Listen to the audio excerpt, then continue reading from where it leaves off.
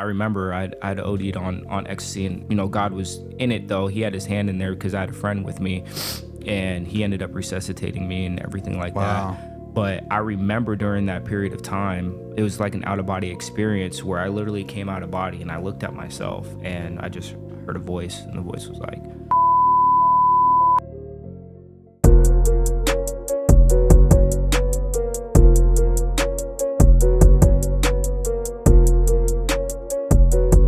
What's going on, everybody? So on today's show, we have none other than PJ Sparks in the house. What's up, bro? "What's up, man?" Man, that's a nice hat. Thank you. I just picked it up. It's Memorial weekend, so I got to strut my stuff. Oh, nice. Man, it has the big old X on it, gold X. Yeah. You're looking good, bro. Yeah, thank you. Nice to meet you. You as well. You're an Arizona native. Mm-hmm. I am as well. Obviously, you're like 12 years younger than me.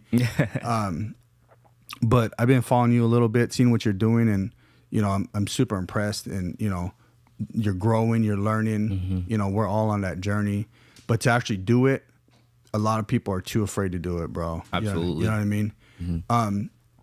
So Phoenix AZ, you're like, I mean, did you consider yourself Phoenix, like a native of Phoenix, of Glendale, or yeah? Growing up, it's almost like you really had to pick sides. Like, oh yeah, I'm from Glendale. I'm from Phoenix, and me, where I live, I'm on the cusp of Glendale, Phoenix, Peoria. So it really depended on which neighborhood I was hanging out in. But I would say Glendale. Glendale is what I've represented for so long, and then obviously as I've gotten older and things have grown, I'm a Phoenician. Yeah. So let's just get this out of the way. Who's your sister, bro? So my sister is Jordan Sparks. So she won American Idol in 2008. I remember it was a huge, big old deal. Yeah. So phenomenal artist, writer, actress. Just big sister. I'm younger than her. We're 2.5 years apart. I was just gonna ask you, she's 2.5 years older. Yeah, she slapped you around a little bit. Man, when you were younger, when you were small. Man, we would have this thing where we would call it like playing fire truck, and she would like put her feet over, and she would just like kick her feet on me off the bed. Man, that girl is strong. I'm surprised that she didn't go into wrestling or something like that, but. Actually, never mind, because she did that, she'd still be beating me up today. So I'm glad that she got a little soft and she went to being a musician for sure. That's cool. Yeah, I wanted to get that out of the way. I'm gonna just turn up the air in here, bro. Yeah, you're it's good. Freaking hot. You're good. But a lot of people for so long growing up, because here's kind of the backstory to my family. So my dad played for the New York Giants for 8 years. Oh, so he's football. So he played in the NFL for 8 years, and his rookie season was when I was born. So growing up, that's all I knew was the places that we went, the people that we met. I didn't have a choice in that, right? So that's just all I knew. Yeah. He then went and played for the Cowboys for a year, which was funny because you already know the rivalry between the Giants and the Cowboys. And so I remember him telling me, he said, I'm retiring, blah, blah, blah. But, I will never, ever go play for the Cowboys. I hate them. I hate those dogs.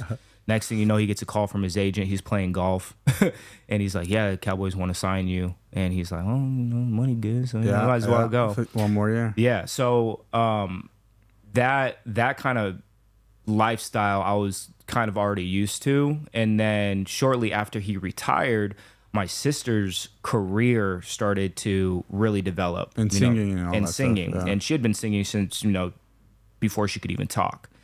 So it was like a transitional period for me. And that's kind of what I knew. And growing up, I had a lot of people give me a lot of hate saying, you were born with a silver spoon in your mouth. You don't really know the struggle, blah, blah, blah. And I'm like, yeah, to a degree, I understand that. So I've fought a lot of people. A lot of dudes. Yeah, to prove yourself, because they didn't think you were tough or whatever. Exactly, always being in the shadows of somebody else's success. Bro, you should have told him I wasn't born with a silver spoon. I was born with a gold spoon. Hey, listen, they needed to know. And granted, I've had a lot of opportunities that other people may not have had because of what I grew up with. Which is a blessing. Which is a huge blessing. And everybody has their own struggles. Yeah. Mine was not having the story of being broke and then having triumph and being self-made. No, I already had those things. So I had to figure out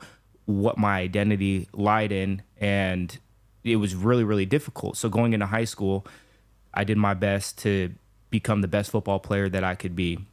Especially your dad was in exactly. That's big shoes to fill. You know, it is.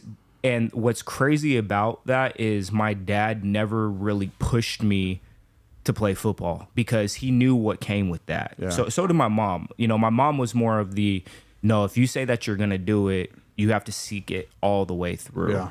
And that's what I did. You know, became a really, really good football player in high school, ended up getting a couple scholarships, and then went D1 right out of high school. And that's, I mean, it all went downhill. What position were you good at? Running back. Okay. So I played running back, kick returner. You know, so special teams. Special teams. You know, on my report I said I was 5'9", but you know that's a lie. 5'7" and 3/4. You know, all right. That's all right. So, but I dealt with a lot of self-affliction, I would say. Like I got into a lot of drugs in high school. You know. Let me ask you something. So like, okay, so you're a kid. And you're growing up so when your dad played for the Giants, mm-hmm. did you guys ever live in New York or he traveled? Oh yeah. We moved back and forth every 6 months. Oh, so he kept the house here, mm-hmm. and then had a pad up there, mm-hmm. and mm-hmm. so you guys were exposed to all these things. Did you start feeling pressure early on, or were you like, this is a great life, I get what I want type thing? Like as a kid, because I mean obviously I didn't grow up that way, right? And a lot of people don't. Mm-hmm. Right? And to those who are listening, it is a blessing mm-hmm. to be able to grow up this way, because you and I and whoever's watching, you want your kids to grow up that way with the opportunities, right? And so, but growing up with those opportunities, did you feel the pressure early on, or was it something that kind of built up as you got a little older and started figuring out who you were? It got built up over time when I started to realize that I was my own individual. And that was the high school and all that stuff. High school. Started off at maybe 13, 14, pre-high school, all of that. But when I started to come into my own, I can't even say I'm mature now, but when I started to mature a little bit more, and I would hear things because my parents did such a good job at putting that protection over us as kids, where they kept us away from certain things. We weren't exposed to so much stuff that a lot of kids are being exposed to. Yeah. Now, so when there's those periods of me being by myself, or taking the bus to school, or hanging out with certain friends and being in some of those conversations, I quickly learned that everybody has a different walk of life. And for me, I never treated anybody differently just because of what house you lived in. Yeah. But when I saw the difference of how people would come over to our house, or my friends would come over to my house, and they would act differently because, you know, I may have had stuff that they didn't have. And that's where it was difficult, because there was a lot of my friends or people at that time that just allowed jealousy to take over. Yeah. And I didn't really understand that, because I've never been jealous of other people. You know, I just like to see other people win. That's crazy though. Like as you know, you're young, and you know, your dad is killing it. Your parents are doing a great job as parents. You know, you guys are growing, and then you got these kids that are hating. Mm-hmm. Like, what's sad is like, we tried, you know, like we all mess around, right? We talk crap about people, mess around and stuff. But like at the end of the day, you want to celebrate people. You know, you can call someone, you can mess around them, but like, yeah, they're slow, they're lazy, whatever. But at the end of the day, if they're really trying, celebrate them. You know, don't go be a hater, right? Mm-hmm. Like, I can't imagine that. Like, you're trying to live your best life as a young adult, young kid, growing into a young man, and all your friends are either using you, and then they're talking crap like, no, this spoiled guy gets whatever he wants. Let me tell you something real quick. Let's do this. I went through a lot of mess with my family in high school, right? Just with all this exposure and blah blah blah. But what happened, and I take full responsibility over all of my actions, for everything that I've done, for everything that I haven't done, the situations that I was in, and how I've reacted in those situations, right? Well, when I got into high school, over on our side of town, you know, drugs were big in every high school, right? But for me, I started getting into, you know, smoking weed, doing pills, then got into some powder, and essentially my sophomore year of high school, that's when things kind of just took over. I was partying all the time, doing Xanax, ecstasy, and I didn't really have a reason to, but I didn't have anything else to depend on to take care of me, right? I wanted to feel good. And I actually overdosed twice. Oh, wow. So my first time was in 2008 when I was a sophomore in high school. And that right there was a huge learning lesson for the time, because here's the thing is, when we have these traumatic experiences that happen, we have two options. We can either call on God and be like, oh God, you know, I sorry, I won't ever do it again. Or we can truly change, right? So at that time, I remember I'd OD'd on ecstasy, and God, you know, God was in it though. He had his hand in there because I had a friend with me, and he ended up resuscitating me and everything like that.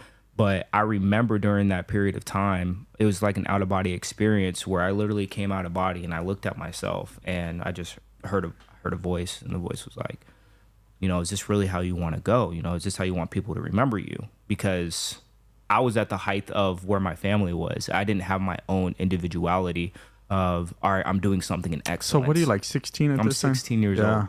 Man. My mom is out in LA helping my sister with her career. My dad is kind of doing his thing with, you know, his businesses and being. And so you're just skirting by, like, taking care of myself, right? Yeah. So at that time, I said to myself, yeah, you know, this isn't a good idea, and quickly just kind of came back into body, like woke up, kind of threw up everywhere, and I'm like, all right, I'm never going to do that again. Like, thank you, Jesus. Well, I stopped, and then slowly but surely started getting back into it. And if anybody's listening to this, this is probably the biggest thing that I've learned looking back, because obviously, you know, we can't see the future, right? We can only connect the dots looking back at our life, our choices, and the things that we've done. And every period of my life, I've had a coach, a mentor, an advisor, somebody that has came along, even if it was for a short period of time or for a long period of time, and has taught me something. Cool. So my junior year of high school, I had this coach, Coach Schmidt, and he knew that I was doing a whole bunch of stuff. And God-fearing man, loved Jesus, you know, didn't really throw that out on the kids, because obviously it's a public high school. Yeah. But it was just how he would teach us, how he would train us. And I really, really respected him. Well, one day I go into his office, and he closes the door, and he sits me down. And I mean, I was on a whole bunch of stuff, you know, taking pro hormones, being all jacked in high school. So you're partying, you're still playing football, but you're partying, you're like living this double life kind of type thing. Absolutely.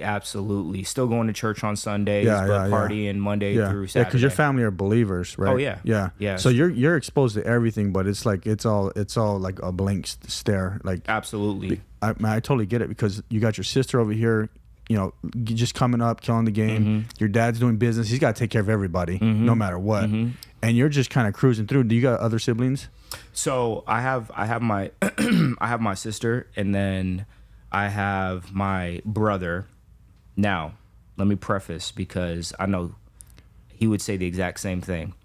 So my brother is my cousin. Okay. Right? That's cool. And then when I was super young, my mom and dad took like guardianship over him. So ever since I was little, like, we all lived together on and off here and there, but he's always been a rock in my life. So that's if anybody but you call him your brother. That's He's your my brother. Yeah. Well, and my birthday's on the 26th. His is on the 29th of May. Yeah. You know, so it's like this yin and yang between me and him, and we're so much alike. Like everything that we've done and accomplished.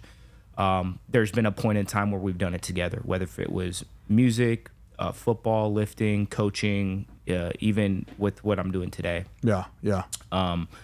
So, and at that period of time, me and him we had a relationship, but he was doing his own thing. I mean, he was growing his family and all that stuff. And I was, you know, in high school. And so my coach pulled me to the side and he said, listen, I know what you're doing. You know, I'm not going to beat you up about it, but you have a choice to make right now.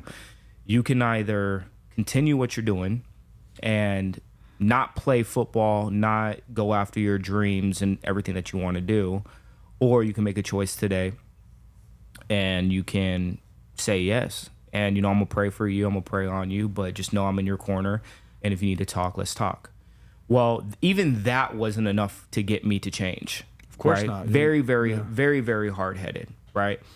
And my junior year was the year I ended up going to homecoming on a whole bunch of stuff. And afterwards, me and a couple of friends, I was the driver, and we were going back to my house, and one of my friends was like, nah, take me home. Well, as I'm driving down 67th and going towards Happy Valley, I end up passing out on the wheel going 65. Oh, wow.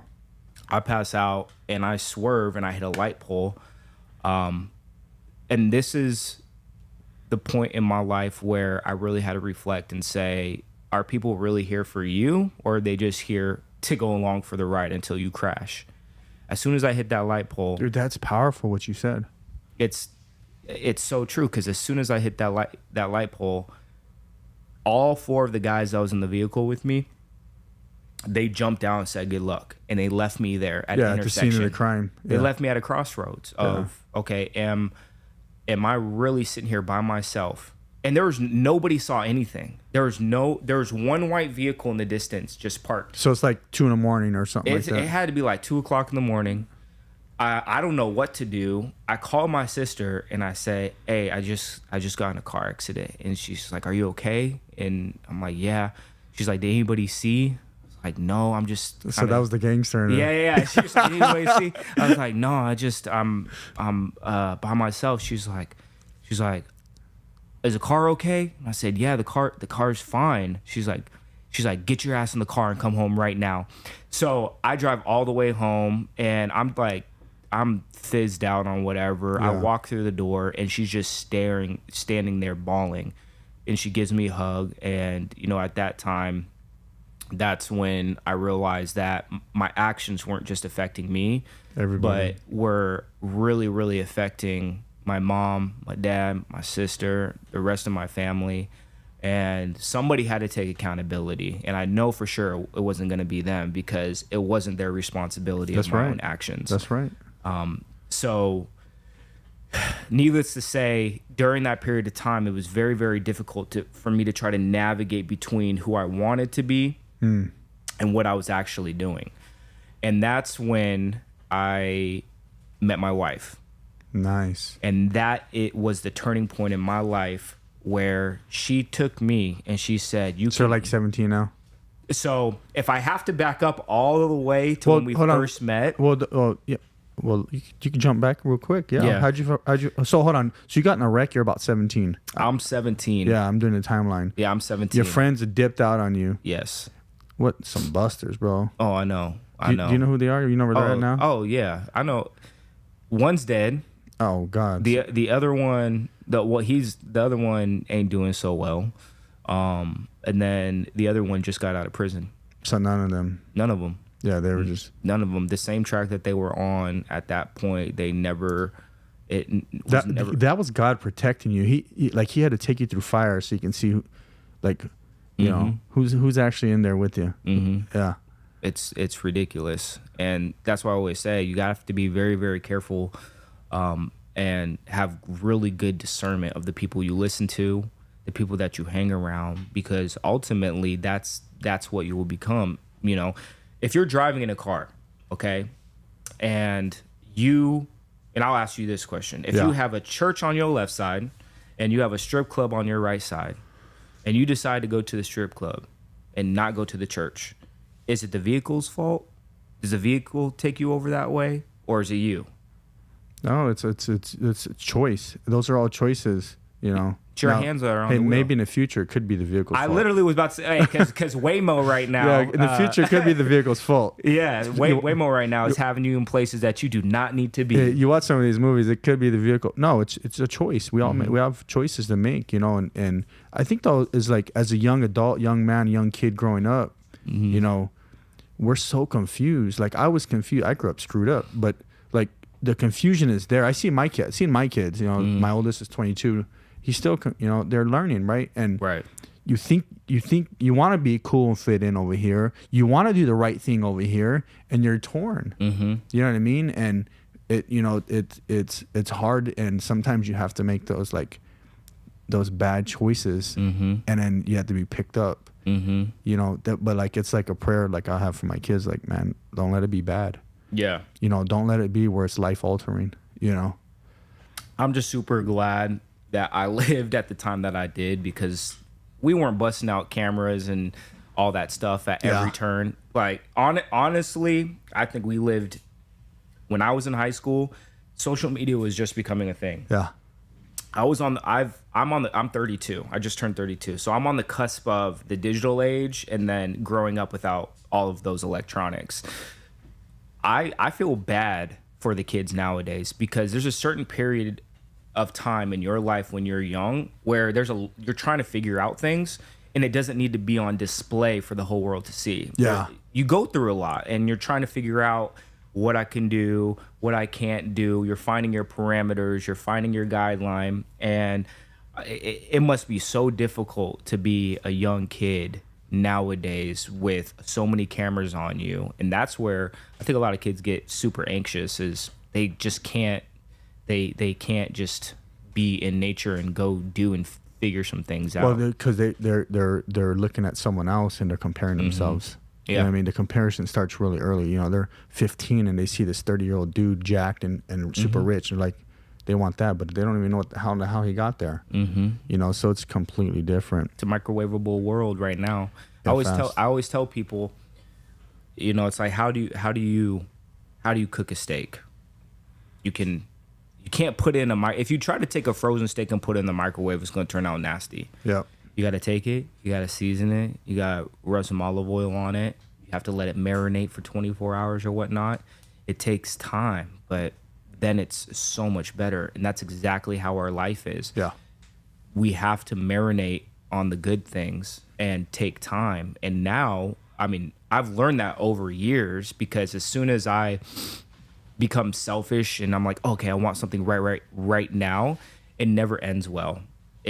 It's either that I wasted too much money, I didn't think about it correctly, and you know, then there's a loss instead of just taking your time and really being methodical about your decision making. Yeah, well, even in like if we look at the Bible, you know, and this is, you know, 2,000 plus years ago, however, you know, it literally, you know, when you start getting into, you know, it talks about with knowledge comes understanding, with the understanding comes wisdom. You don't get the wisdom first. You got to go learn, then you got to understand what it is you're learning and how to apply it, and then that's the wisdom, is having all this stuff inside you and applying everything you've learned. You know, that's biblical. So like you're saying is you don't just go from A to Z. It's like, okay, let's keep going, let's keep grinding, let's keep learning. The question is, do you actually want to grow and become a better person? Right. Because so many don't, right? You know what I mean? So let's go back real quick, because I want to hear the story about your girlfriend, bro, or your wife. So when did you meet her? How'd you meet her? So we've known each other for half of our lives, which is kind of crazy. 16 years. Yeah. So I was at basketball practice. I was doing on traveling basketball, and we were doing our workouts in the gym. This is 2006, 2007. So I'm still in 8th grade. Right? Oh, well, you're okay. I was a baby.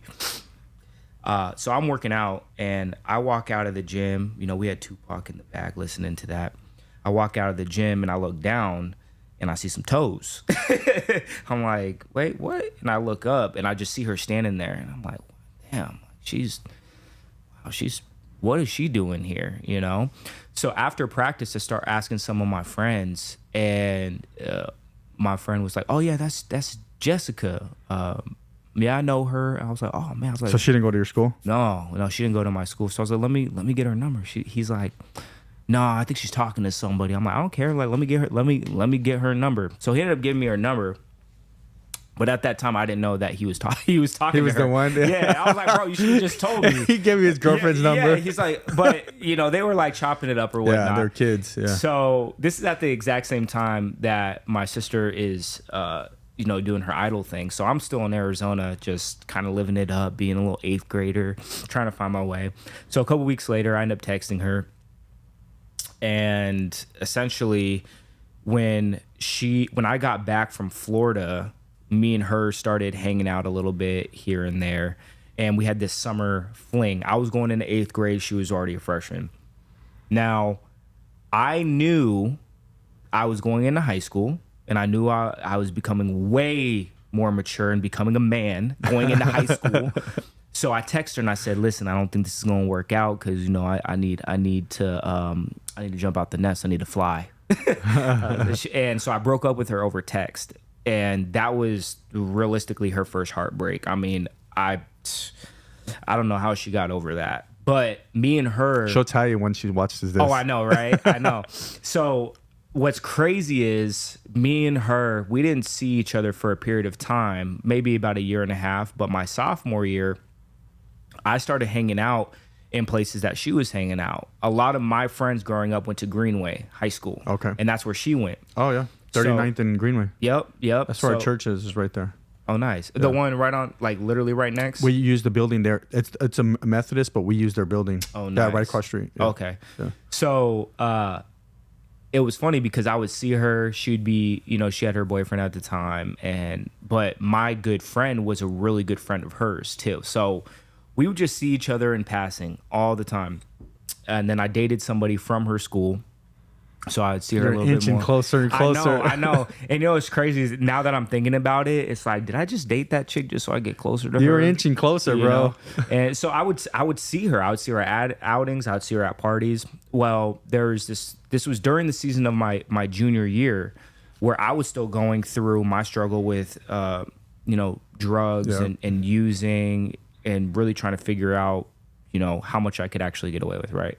Well, there was one night I went to a party, a Greenway party, and I pull up and I look up, and I'm single at this time, right? So I pull up and I see her, and she's on the roof. The roof of the high school? Yeah, no, of the house, of the house party. So she's up there with some friends. I don't know what they was doing, but I'm like, Jess. She was like, PJ, oh my gosh, it's so good to see you. She comes like running down, jumps into my arms. She's like, oh my gosh, it's so good to see you. So we go inside and we start hanging out. We start talking, getting some drinks or whatnot, and non-alcoholic beverages. Yeah, we were just drinking flavored water at that time.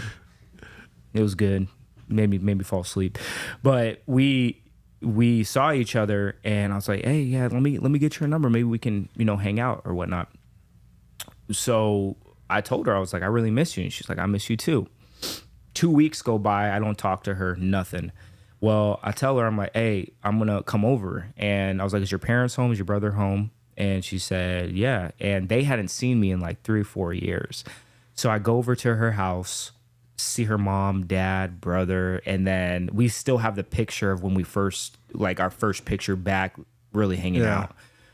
Fast forward a couple months, we start hanging out a little bit more. And it was 2009. The Blind Side had just came out. So we're at AMC 30 up in the left corner, and I'm sitting there and I look over at her and I'm like, hey, I'm like, just to let you know, I've been telling people that you're my girlfriend. So I hope that's all right. And she was like, really? I was like, yeah.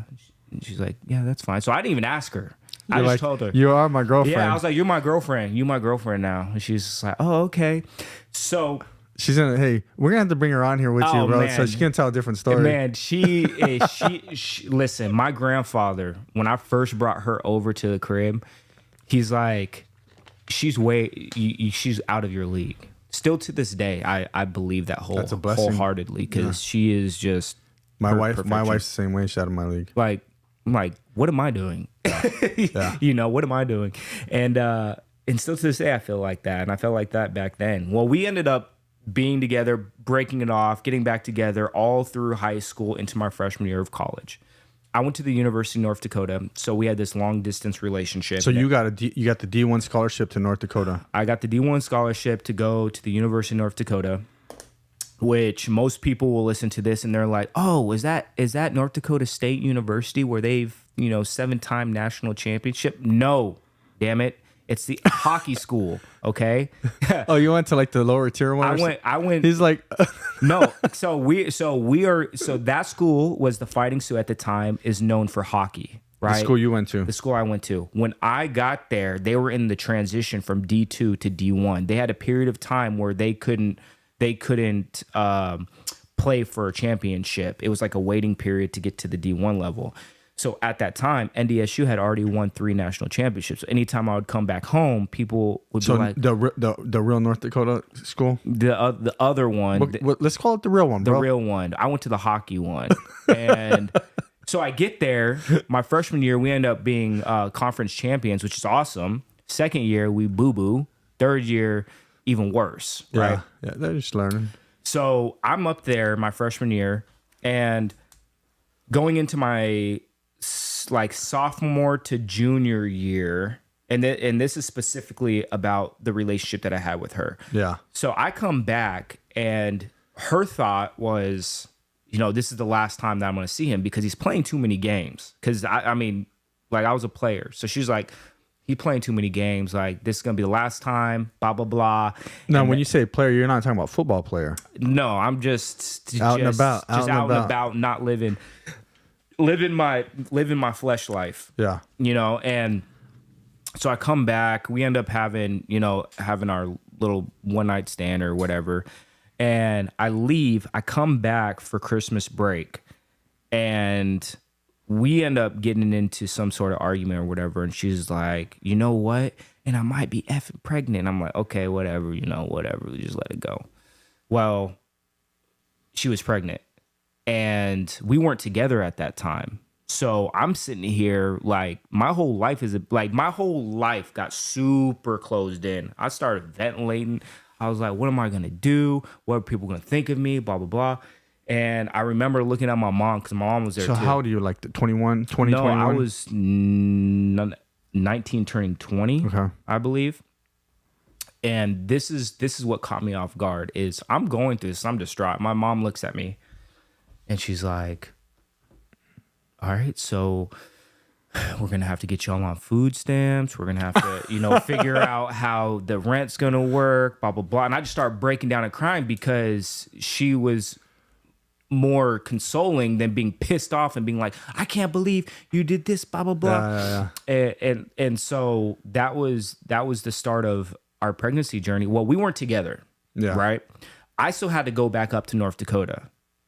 So we didn't tell anybody for about 4 or 5 months that she was pregnant. So I came back, and we were really trying to figure out how we were going to do this thing because, first of all, we weren't together.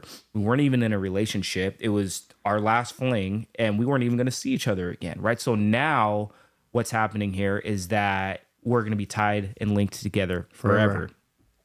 So we ended up telling people, and going into the summertime, I said, "Listen," I said, "why don't we just try to figure this out? I know we're not together, but just move up there with me for the summer and let's see how things play out." So I had her move up with me, and we lived in this tiny, 2-bedroom apartment. And slowly but surely, because we didn't have so much noise of the world, there wasn't so many distractions. We're up in North Dakota. There's only 80,000 people there. I'm on a strict schedule of lifting and training, and she's at the apartment. We started to realize that, okay, we can do this because there wasn't so much noise and opinions and you should do this and you should do that. So I asked her, I said, "Would you want to be my girlfriend?" She's carrying my child at 6 months. Hey, this time you asked her. Yeah, I was like, "You want to be my girlfriend?" She's like, "Okay." So we went from moving in with each other, being strangers, right? Yeah. To becoming boyfriend and girlfriend again, to learning how to cohabitate and finding a rhythm. But my whole thing was, I was like, I'm just going to have a baby mama. I don't really want to get married. I don't want to do all that stuff because I still want to have fun. Yeah, you want to mess around. I want to mess around. My grandfather would always tell me, he would say, you have to ask yourself two questions. What's your responsibility of being a man? And what's going to be your integrity of being a father? Because with those two things, it's not an emotional decision. Mm-hmm. It's a very subjective decision that you need to make, and what's going to be the best for your child and for the woman who you lay down with, who you ultimately need to hold responsibility for. When you look at that situation, what are you going to do? So I didn't want to get married. I was nervous. I was scared. I was like, damn, I'm going to be locked down with the same woman for the rest of my life. Yeah. And going into the next year, we had our firstborn, Ava, who... So you're a junior? I'm a junior. I'm a junior in college. Well, sophomore going into my junior year. We have Ava up in North Dakota. And we're just trying to, do the best that we can. I come back that next year, and then that's when we got engaged. And I didn't want to. I didn't want to get engaged. I didn't want to get married. But then I just remember, I was like, this is a good thing. So if I can take my emotions out of the situation and look at, I have two choices here. I can either run away and be like everybody else and see what I've seen and follow those footsteps of just having children, not taking full responsibility and taking care of the woman as well. Or I can really, really try at this and try to figure it out. And my wife knows this too. I was like, at the beginning, I didn't want to get married. So we ended up getting engaged. And then quickly after that, I was like, let's just run to the courthouse. I don't want to wait. Let's just run to the courthouse and then figure it out from there. So we ended up getting married in North Dakota. No, we came back to Arizona. Yeah. And hey, was your family a little upset about they didn't get to have a wedding or anything, or they're just like, this is the right thing to do? No, they were ecstatic about the situation. Because you're making it right too. Because I'm making it right, and because I was basing it off of just human nature. This is the woman that was bearing my child, and I have to be able to make it right. And I know that this is good. And then everything else started to catch up. Our relationship with God started to catch up.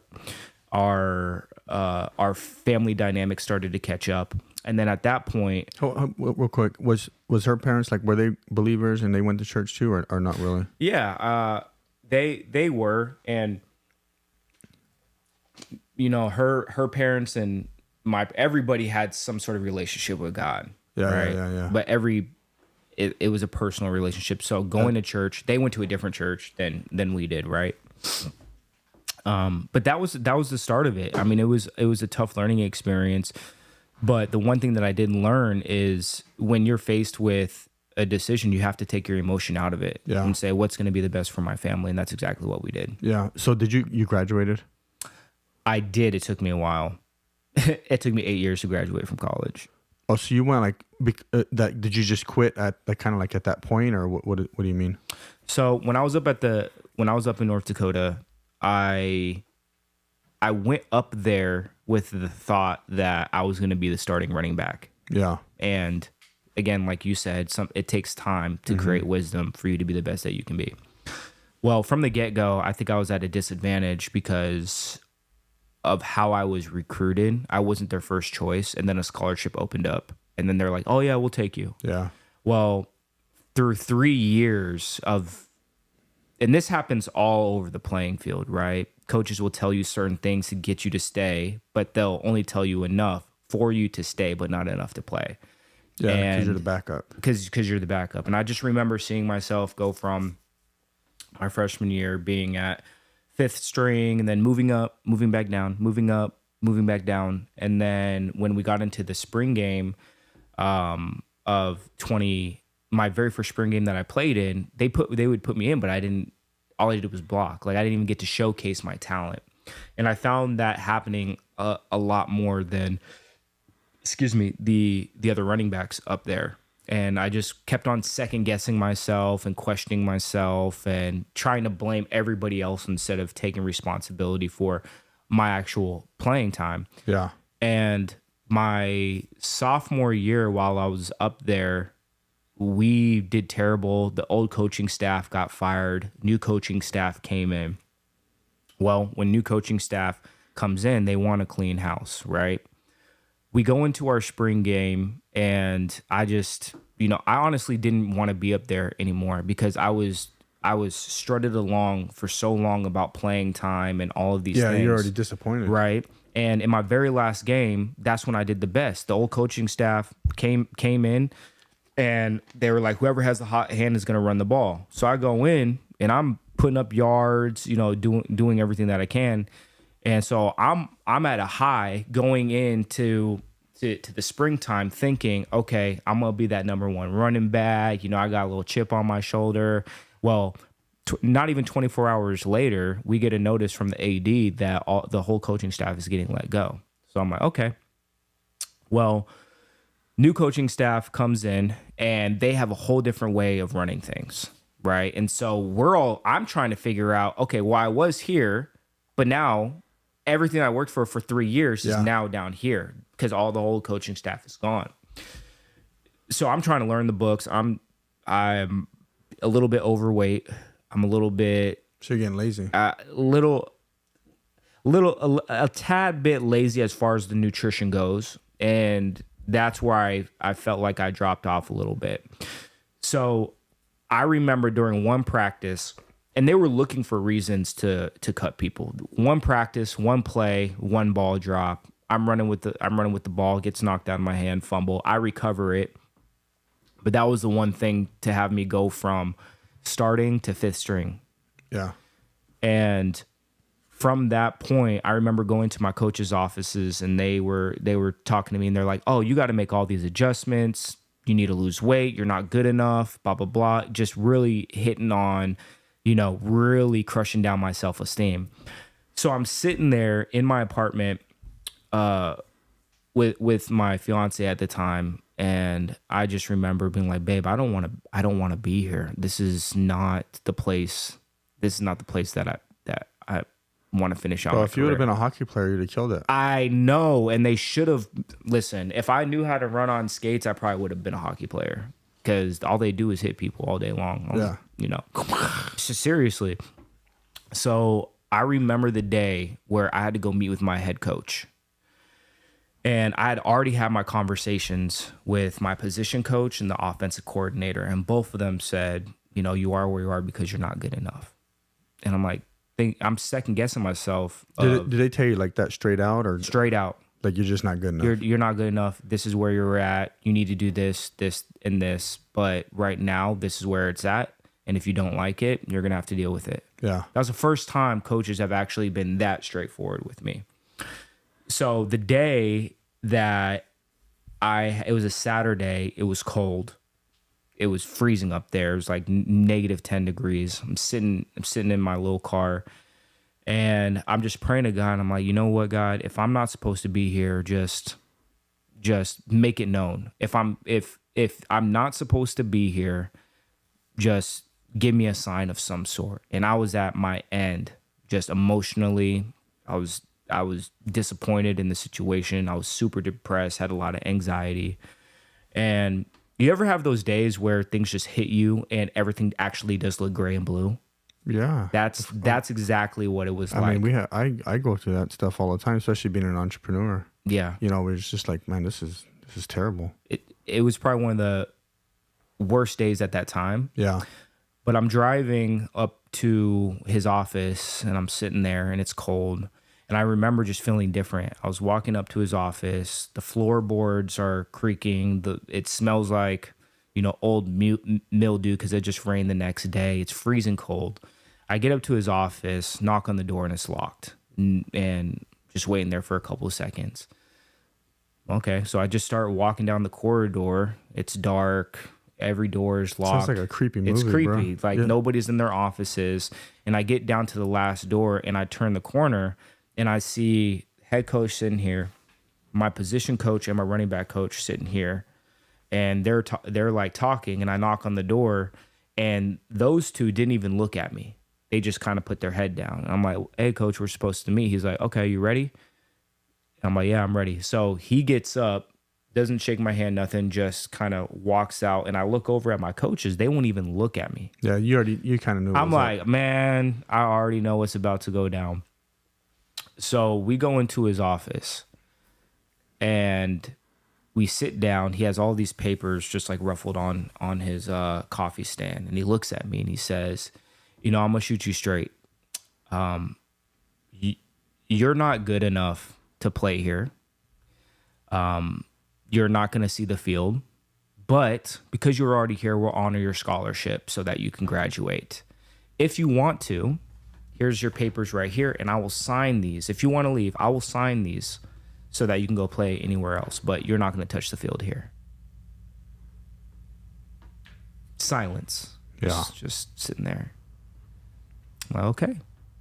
That was the answer that I was looking for. Yeah, because you were already feeling it. I was already feeling it. Yeah, and they gave you. I mean, so they kept her. Did you finish school there? I didn't. Okay. So I didn't even sign my papers. I stood up and I said, you know what? I'm not going to stay here. I'm out. I shook his hand and I said, I appreciate it, but I'm done. I was done playing football. Yeah. Done. You were done with North Dakota and football. Done. And then I didn't even finish the rest of my classes up there. Like taking my last couple of exams or whatnot. I went back to my apartment, and my fiance was there, and I was just like, yeah, they pretty much said that they don't want me on the team anymore, and they want to kick me off, from even trying to go and play. Right? Yeah. But at that same time, I did ask God and say, okay, if I'm not supposed to be here, just reveal it to me.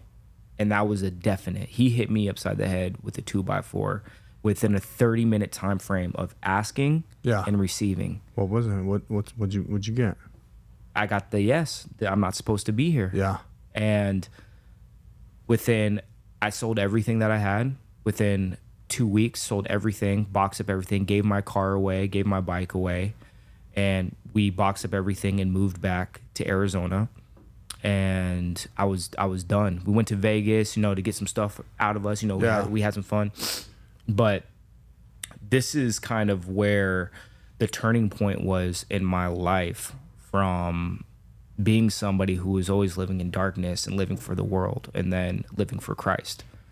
I found myself trying to figure out how I was going to support my family. So I got this little job at a restaurant, started, cooking in the back and all that Which stuff. restaurant? It was a little Italian restaurant. Is it good? Are they good? It was good. I mean, it was good enough. Are they still in business? They have another one. I forgot what their name is, but I'll say this: their food was so good. Where was it at?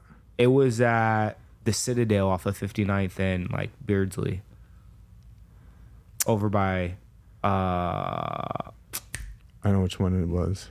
It was right off the main road, right? Right off. You could see it from 59th. Yeah. Or when you went inside that plaza. Mm-hmm. Yeah, I know. I forgot what it's called though. But anyways, I mean, at that point, I was so broke. I was taking extra scraps of food and recooking it, bringing it home, and giving a 5-course meal to my wife. That's a really good meal. But check this out. So think about this: is sometimes it doesn't look the way we expect it to look. You know what I mean? And so you're basically asking God, "Hey, show me." You don't know what it is, and sometimes God will remove you from a situation, right? Because it's just He'll close one door because another door is about to open up, and it just doesn't look good for us, right? When we're looking at it, because I can't even imagine you hate it, but you also were looking for some kudos. You were also looking for, we're gonna regroup this. Or I would think so. You know what I mean? And they're like, but God allowed that. Sometimes my wife would tell me, so we did a study one time, and it was by Mark Batterson, and it was called Circle Maker. I think that's maybe I'm saying it wrong, but I think the book was called Circle Maker, and it was talking about dangerous prayers. and bold prayers. And so, and for the believers, people that are in church and watching, is when you learn to pray bold prayers, dangerous prayers, they hurt. You're like, God, reveal this. God, remove this person. And God will do it. And it sucks at the moment, sucks at the time, but what it is, it's all part of the preparation to where you're going, you know. And so many people are afraid to do that, to like, okay, God, just show me, just whatever you're gonna do, just do it. I'm, you know, and you're never ready for it, right? Like you weren't ready, like that, like you hated being there, but you hated even more that they fired you, you know, because you rather them say like, let's go, let's. So that bold prayer, like that's huge, bro, because a lot of people don't understand that. They, and then, or what happens is you know, say another young adult is, they're getting, you know, they're getting released from the team, and they start having anger and anxiety, and especially if they've been in, you know, they're God-fearing person, or they grew up that way. Now they start having regret, remorse, hate. You know, they start blaming the parents, everybody, but it's all for the best. You know what I mean? Yeah, I think the string along in any situation is a comfort of most people who are afraid to grow. It's true. So if I'm in a position where it's something that I hate, but it's all that I know, I'm relatively gonna stay in that cycle. Yeah, it's easy. So it's easy. Very, very easy. So when you do, and Craig Groeschel talks about this too, about having dangerous prayers. And he's phenomenal. He's really good. It hurts. It hurts if you don't have the awareness and understand that the currency exchange between us and God is that we'll pray for something, but it most likely doesn't really show up the way that we think it's going to show up, and that's where the discernment kicks in. Yeah. But during, like you said, during the time, you can't really see it until you step out of the picture frame, right? Because you're in the picture. Yeah. And that's ultimately what happened. I prayed for something. It happened. It sucked. I moved back home and was like, okay, what am I going to do? Well, I'm over at my grandparents' house sitting down with my aunt. Remind you, I was done playing football. I was done with everything. So I'm sitting and I'm talking with her, and I said, you know, the only way that I'm ever going to play football again is if I play for a 4-year university, can play in Arizona, and play for a school that really, really wants me. And I said, U of A, ASU, and NAU, they're not going to want a washed up 21-year-old football player. Like, they already have what they have. And there was nothing out there for me. This is where it gets wild. You know, she looked at me and she's like, you know, I feel like you're about to have a God moment. And I'm like, okay, well, if I'm about to have a God moment, where has he been this entire time while I'm going through all of this agony, all of this pain? Like, I really feel like I'm on a desolate island by myself, not knowing which way the wind is blowing. And I said, okay, I said, if I'm about to have a God moment, where is he? That was the last thing I said. Not even 5 minutes later, I get a call from my grandparents, and they said, hey, we just heard on the radio that there's this school that's starting a football program. We have the running backs coach's number, but you should give him a call and see. And I'm like, that's just, I'm not even thinking right now, like, that I said what I said and then this is happening. Yeah. I'm like, all right. So I get the number and I end up calling the coach, and I said, hey, Coach Bethel, this is PJ Sparks. My grandparents told me to give you a call, said that you guys are starting a football program, and just want to learn a little bit more. So he doesn't answer, and I just go along the next couple of minutes, just talking with my aunt or whatnot. I get a call back, and I pick it up, and this is what he says. He says, hey, PJ, this is Coach Bethel at Arizona Christian University. And he says, I just want to let you know, I've been watching you for the last 2 years while you were up at the University of North Dakota. I found out through some friends that you left and that you're back in Arizona. Just want to let you know we're starting a 4-year university right here in the heart of Arizona, and we want you to come try out for the running back position. Nice. What do you say? You talk about dangerous prayers or even conversations with God. Yeah. And you say, this is what I want. Yeah. Now, not all the time, but when it comes from a place of I wouldn't say hurt, but when it comes from a place of deep understanding, he'll do certain things, right? Yeah.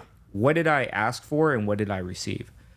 At first, I kid you not, I thought he said ASU. So I was like, damn, do you want to get a boy? And but I said, You went and bought some swag. Man, I was about to show up. So anyways, didn't realize Old Bible College. Yep. Was that what at the old location? Yeah. Okay. Old Bible College, turning into a 4-year university, starting a football program. He asked me to meet him the next day on the campus. Have never seen it before. I roll up to the campus, and I mean, the concrete's uneven. I'm just looking at the exteriors, right? I'm like, oh, man, I don't know. But as soon as I put my foot down on that ground, there's something holy about it because I just looked at him. I said, let's go. I said, y'all can't offer me no money. You guys don't have anything set up for me, but I want to be here. And I went through the whole summer without, having a scholarship or nothing like that. And then they ended up offering me a scholarship, but when you go to a small Bible college like that, you're not getting a full ride, nothing like that. So you're still having to pay your way. They don't have the money. Yeah. Right. So needless to say, I ended up being the running back there for 2 years. Everything that I had wished for and wanted up at the University of North Dakota happened when I got to ACU. Right here in your backyard. Right here in my backyard. I got to play with some of my friends. Hey, God's like, you went and chased this dream at a hockey school, bro. Right. Right. No, he's like, why are you playing? He's like, this is exactly what God did. Is he said, you can live a large life, and I can make that happen for you, but I'm not going to allow you to go through that glorifying yourself. Yeah. And the one thing that I love about my God is that he's a selfish God. That's right. He wants his children to be successful. Yeah, and he wants to be boasted on. He wants you to brag on him. He does because he wants to make sure that if we are doing something, that we're doing it for good, right? If I'm consistently doing stuff for myself, right, that I have, it's enticing, it's nice, it's fun, but at the end of the day, who's it serving? It's serving my own interests. Mm-hmm. So once I got to ACU, literally within 3.5 months, I got rebaptized. It was just the weirdest thing. Went from a 2.6 GPA to a 4.0, graduated at the top of my class. Nice. But it was so much easier than trying to do it all on my own. And that was the exchange. Is he said, okay, I'm not going to say that it's going to be easy, but if you can lean into me and you can tap in with what I have to offer and you can listen to what I'm telling you and you have that discernment over your life, the things that you want, you're ultimately going to receive, but it's going to show up completely different. Yeah, yeah. My relationship with my wife just started to skyrocket. Opportunities came out of there, but literally verbatim, all the accomplishments that I wanted to do up at this other school, I just could, no matter how hard I tried, I couldn't get there because I was blocking my own blessings. Yep. And God was like, yo, I want to bless you. Yep. But it's going to be on my terms. You had to get out of your own way. I had to get out of my own way. Smaller school, right in Arizona. New program? New program. Ended up winning the conference championship in our second year. And that's kind of where I found my success. Oh, yeah. Dang. He bringing up the old ones. So that was when we won the conference championship. Dang, that's old. That's nice, man. Heck yeah. Yep. So that's me. They brought me back to the school. A couple years later, I ended up working there, working on the university side, business side. Nice. Man, you gonna make me start crying over there. You know what? That's like, I interview a lot of people now, not a lot, but maybe 40 or so, whatever. And and people know, like, kind of who know me know, like, I'm a believer. We work in our church. I end up marrying a pastor's daughter, you know, and I always tell them, like, God is so faithful. I took up offering yesterday, like our tithes and offering, and I'm like kind of ghetto, bro. You know, and so you about to run out the door. He's like, sometimes I have cuss on the stage and all this stuff, but people like it because it's real. Yeah.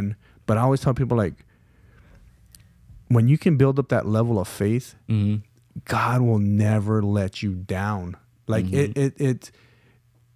it's so, like, what we can do with God by our side. People, if you don't go to church, you need to go to church. And I tell people, like, if you have a family and you have kids, go to church, get your kids in that church because they need something to believe for, right? And when we have faith in something, like, if you don't stand for something, you'll fall for anything. And I'm so glad, like, as you're telling the story, is like you stood up. Like, it took a while, but like you were like, all right, and then you recognized it. That's the thing, is we have to be able to recognize what's actually happening, you know. And you have to be, so you had to, like, you had to get out of your way in order to recognize that, like, God's trying to do something. You know what I mean? Yeah. You know. And it's like, man, you go and you graduate from Arizona Christian University, which, and they're doing big things right now. Oh yeah, they're doing big things. Man, they ended up getting all the newness after I graduated. That's all right though. You were started that. Oh yeah. They put a poster up me in the locker room, so I'm like, okay, it's all good. You're a pioneer of their football program. So our coaches from that time, they call us the ancestors of the football program. You're like, I'm not that old. I'm like, man, y'all dinosaur age. Ancestors. But it's cool to go back and talk with the kids and, you know, the teams and see the faculty, because there is a lot of growth. Yeah. You know? But there's a difference of, and this is one of the greatest experiences that I had. There's a difference of going to a school that already has everything set compared to when we started that football program. We were the ones who put the lockers in the basement. Yeah. We were the ones who helped set up the gym. Pride, bro. We were the ones who put the floor down. You know what I'm saying? So it was awesome to see the fruits of our labor. The fruit is what's happening now because of the labor that we did. Yeah. Right.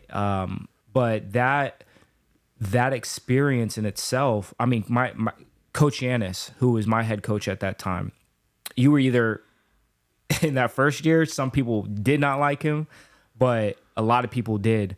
And I was fortunate to have him as a coach and as a mentor because he's such a God-fearing man and helped me develop into the man that I needed to be on and off the field. Right. Like, he even did things for me. I remember I didn't have a babysitter and I had to bring my daughter to school. She was literally in the classes with me because I didn't have a babysitter. Yeah. And then I called him, I was like, Coach, I got my daughter today. He's like, that's fine.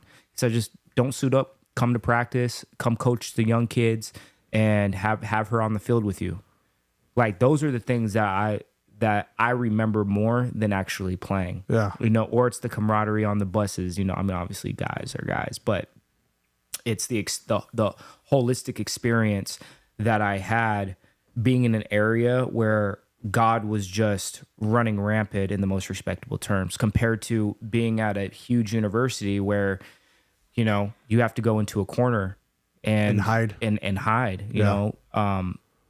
So that's where, for me personally, I don't trust myself.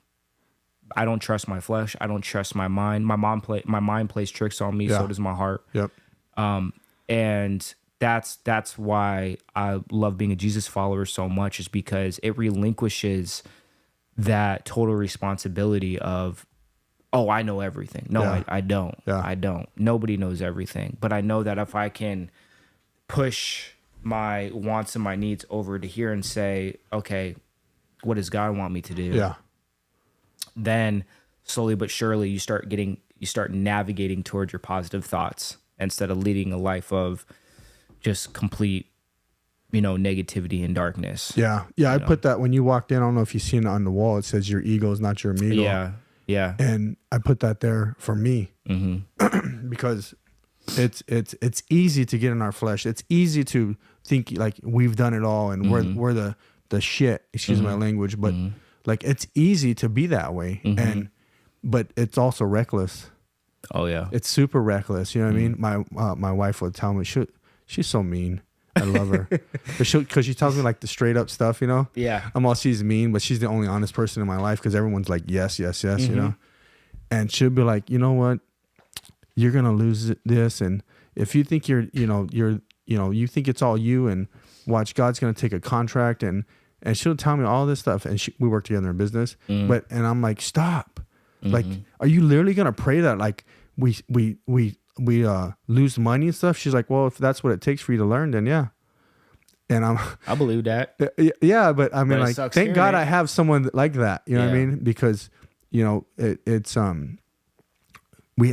she helps me get out of my own way. You know, because if it's up to me, like, you know, I'm gonna be super arrogant. I'm gonna be cocky. I'm gonna be this. I'm gonna be that. I'm gonna be an addict. I'm gonna be all these different things that are not good. You know what I mean?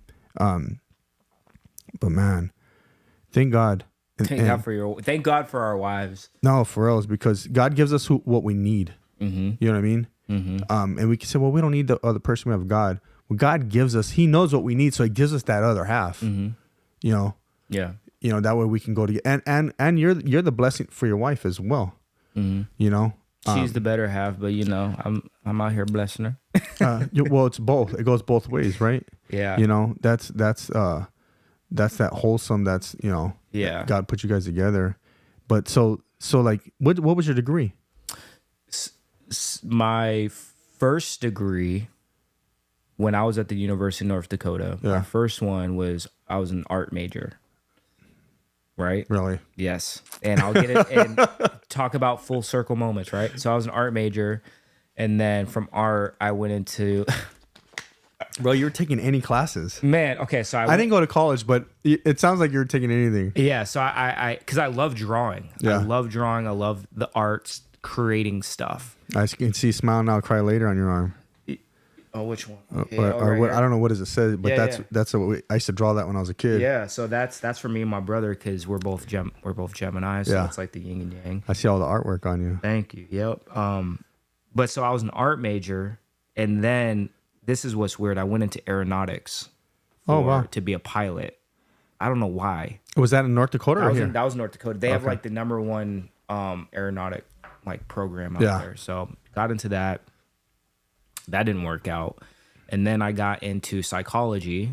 And when I got into psychology, I started self-diagnosing. And that's how ultimately I ended up just having panic anxiety attacks. So I was like, oh my gosh, I have that.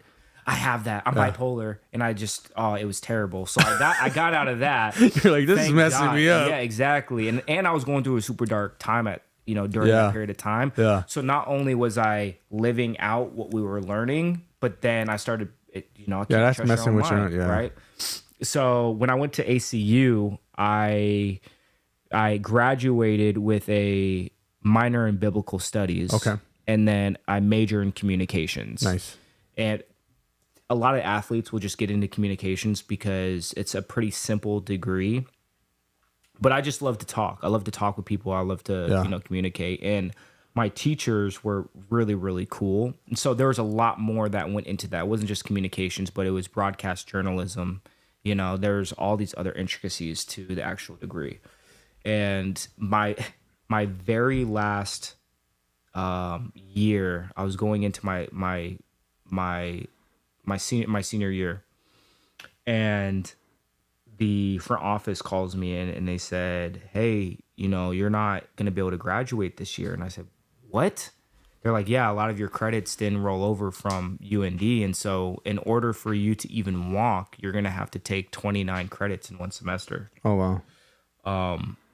And they said, then you can't take 29 credits here at the school. And I said, well, is there another way that I can do it? So I had to take 21 credits at the school in class, and then I had to take 8 credits over at GCU all at the same time. I took 29 credits in one semester and got all A's, graduated with a 4.0. So what, you going to school like 10 hours a day? Oh, it was ridiculous. Yeah. I mean, 10 hours a day. I had 3 essays that were all due at the same time, and they were all 15 to 25 pages. But it was so easy to do. Like, taking 29 credits was easier than taking 15. It was easier than taking 15. Why is that? Because you push yourself? Not only was there a push, but I started to take ownership over the situation that I was in. No more excuses. No more excuses. It was competing against myself. It was nobody else can do this. Yeah. I have to do this. But what ended up happening is if I learned on one subject, it automatically translated into the other class. Nice. I started to visualize how all of these things were working for my good, right? Same way how God intertwines certain things to work for your good. Yeah. It looks like a mess, but if you take out and you look at it like a 3,000 foot view, you realize it's like one of the most beautiful things you've ever seen. And on time, got things finished, wrapped him up, was able to walk, graduated, and no, I don't know anybody else that's taken 29 credits to graduate. Not in a semester. Not in one semester. It's crazy. What year was that when you got? That was 2016. And then I finally got my diploma in 2018 because I was already over the credit limit, so I could have graduated, but I still needed like 3-4 credits. And then one of the professors, he was like, "Oh yeah, you took that class? Yeah, okay." So he just like wrote. Yeah. So you needed a couple of prerequisite classes and stuff. Yeah. And all of this is built up for me to go into the working force. Had a couple of jobs. Everything was kind of crazy, but found myself in landscaping and construction. So that's how I found you. Mm-hmm. How do you go from you grow up, you're in music, you're in football, you're in art, mm-hmm. you know, your communications, you know, you have you know, one what do you have, 2 daughters or what I didn't I've 2 daughters. Yeah. I've my 10-year-old, well, at the time when I first started, she was 10, obviously. Yeah. But Ava is 10. 10. Emery is 6. She'll be 7 in a couple days. And then my son just turned a year old. Nice. So 3 kids. 3 kids. So you go through all this, mm-hmm. And like, you know, you got a heavy background of, you know, your family, who you are, what you've been exposed to. How in the hell do you end up in landscape? And there's no knock on landscape because a lot of people make a lot of money in landscaping, make money in anything. Mm-hmm. But how do you end up in landscaping? Oh, man. I was at a digital marketing company. I was their brand manager at the digital marketing company. So that was kind of my background. And phenomenal organization to work with. Had the most amazing bosses, you know, who were the owners of the company. They were fantastic. Right when I started working there, COVID hit. Okay? 2000. Yeah. Or 2020. I'm on 2000. I'm like 2000. That's back in my do-rag and tall tee. 2020. So yeah, in 2020. And they asked everybody to go home and, you know, work from home. Yeah. Nobody got let go or anything, but they were doing their best to manage the situation that was happening all over the world, right? Well, I started working from home, loved feeling the feeling of having that little bit of freedom. You know, I'm sitting poolside, you know, pressing my buttons and all that. And but for a while, I had been watching my brother. My brother, Mike, had been in construction and landscaping for, I think it was he was in construction and repair and remodeling for about 4 years. And then within a couple of years after that, he started getting into landscaping and doing hardscapes and irrigation, fountains. And how he got into it is he was doing an interior project, and the customer said, "Hey, I have some landscaping. Can you do that too?" And he didn't really know, but he's like, "Yeah, I can do it." Heck yeah. And that's how he jumped in.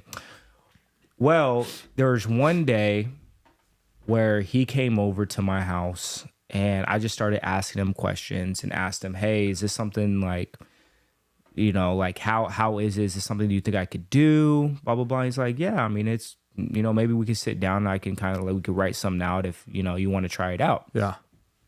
Well, I was already going back into a seasonal depression episode because I felt like where I was at with this company, I wasn't, I didn't feel like I was not necessarily wanted, but I was having a quarter life crisis because I was getting quarter life crisis. I was getting up to 28 years old. Yeah.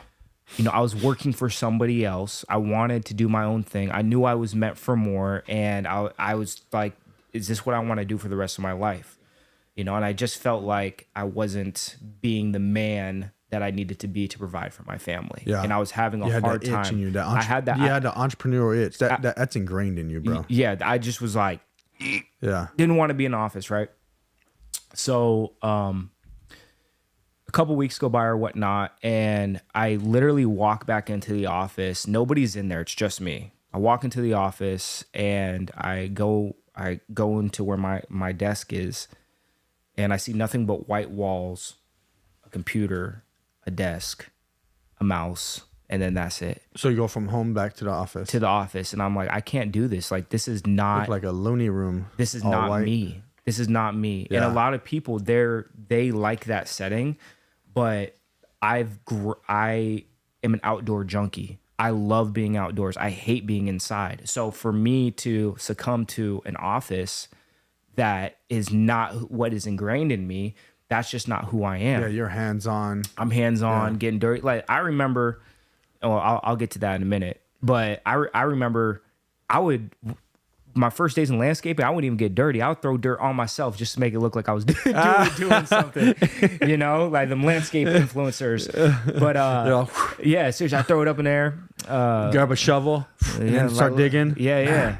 Long day. A long day. But so I was going through some inner turmoil of what I wanted to do and what I wanted to be. My brother came over and we wrote down, he's like, yeah, I mean, if you want to come do it, I'll pay you $20 an hour. You know, you need to learn this, you need to learn this. I still have the piece of paper with everything on it. Okay. Too. And he is getting ready to leave. We dap each other up and he walks out of the door, and it was the craziest thing. It was all slow motion. He's walking out of the door and I have it kind of open. And I said, bro, do you really think that I can do this with you? Literally, it was dark, and then the cloud went away, and like this light just came shining, and he like turned around all slow motion. He's just like, bro, there's enough room at the table for everybody to eat. That's right. All you have to do is say yes. Yep. And I was like, that's the hardest thing to do, is just to say yes. Well, because what yes comes a commitment. Is a commitment. People are afraid of the commitment. I was like, I don't know. I don't know if I can trust this, right? 2 weeks later. Did you frown upon it because it was landscaping? I'm just curious.